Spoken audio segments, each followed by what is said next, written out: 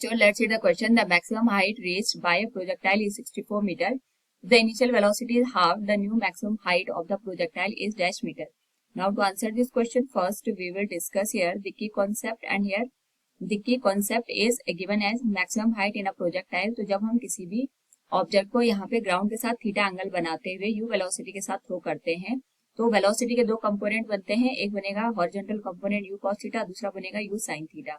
क्योंकि horizontal direction में कोई भी फोर्स एक्ट नहीं करता है तो यू कॉस थीटा की वैल्यू सेम रहेगी, लेकिन यू साइन थीटा की value acceleration due to gravity की वजह से यहाँ पे चेंज होता है और इसके करस्पॉन्डिंग हमें एक पैराबोलिक पाथ यहाँ पे देखने को मिलता है.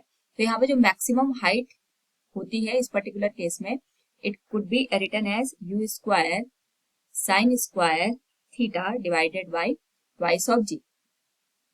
इसी का यूज करके उस क्वेश्चन को सॉल्व करेंगे. तो क्वेश्चन में दे रखा है the maximum height reach by projectile is 64 metre.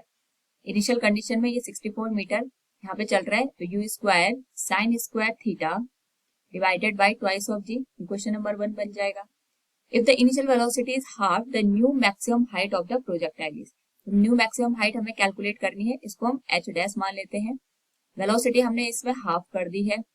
Angle भी हम सेम रख रहे हैं, क्वेश्चन में मेंशन नहीं कर रहा है एंगल के बारे में, तो हम एंगल को यहाँ पे सेम रखेंगे. This will be divided by twice of g. ये आ जाएगा इक्वेशन नंबर 2.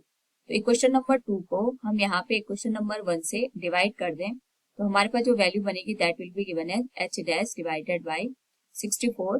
वैल्यू आ जाएगी हमारे पास u square sine square theta divided by 4 into twice of ji.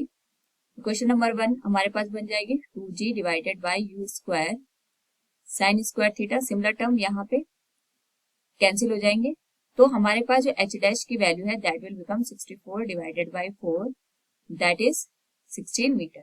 So from the given question we can say here the new maximum height of the projectile is 16 meter. Hope all you understood it. Thank you and best of luck.